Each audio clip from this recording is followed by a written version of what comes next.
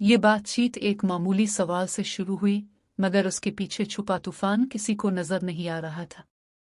Garage के इस plot के बारे में पूछा गया जिस पर कब्जा करने की कोशिश हो रही थी।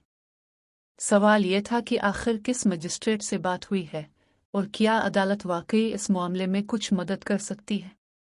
जवाब में एतमाद था कि अगर दरख्वास्त कमजोर न हो तो अदालत के पास कई रास्ते होते हैं, यहाँ तक कि वो हुक्म इम्तना भी जारी कर सकती है। असल बात यही थी कि केस मजबूत होना चाहिए, क्योंकि अगर सेठ दाऊद जैसे ताकतवर आदमी के खिलाफ जरा सी भी कमजोरी के साथ कदम उठाया गया तो वो दूसरे फरीक को संभलने का मौका तक नहीं देगा। यही वो लम्हा था जब ये सवाल उभरा कि एक बेबस बाप और बेटी इस कदर बड़े तूफान का सामना कैसे करेंगे। मगर जवाब में एक अजीब सा इत्मीनान था। कहा गया कि जब इस तूफान में सैनूल नाम की चप्पू हो तो डर कैसा। मोहब्बत वो ताकत है जो खतरनाक समंदरों को भी पार करवा देती है। दुआ की गई कि खुदा इस मोहब्बत की कश्ती को किनारे तक सलामती से पहुंचा दे। इसी दौरान अचानक खबर आई कि शो बाबर मुलाकात के लिए आया है।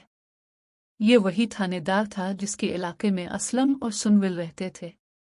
बाबर बड़े अदब और चापलूसी के साथ आया, शहर के मुअज़्ज़ज़ लोगों से ताल्लुकात निभाने का दर्स देने लगा और ये यकीन दिलाने लगा कि अगर कभी किसी मदद की ज़रूरत हो तो निसार के ज़रिए सब काम हो जाएगा। बातों ही बातों में उसने असल मकसद जाहिर कर दिया। वो खबर लाया था, एक खतरनाक खबर। इसने बताया कि सुनविल, असलम और उसकी बेटी थाने आए थे। वो सेठ मूसा के खिलाफ पुराना मुकदमा दर्ज करवाना चाहते थे।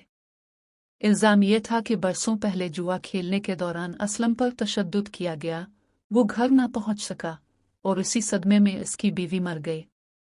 ये बात सुनते ही मूसा के चेहरे पर गुस्से की लहर दौड़ गई। बाबर ने फौरन वजाहत दी कि उसने कोई मुकदमा दर्ज नहीं किया, तमाम रिकॉर्ड इसके ज़ाती लाकर में महफूज है और वो वफादारी की कीमत जानता है। यहाँ से कहानी एक खतरनाक मोड़ लेती है। मूसा ने हुक्म दिया कि असलम को 24 घंटों के अंदर अंदर जेल में होना चाहिए। वजह और तरीका बाबर का मसला था।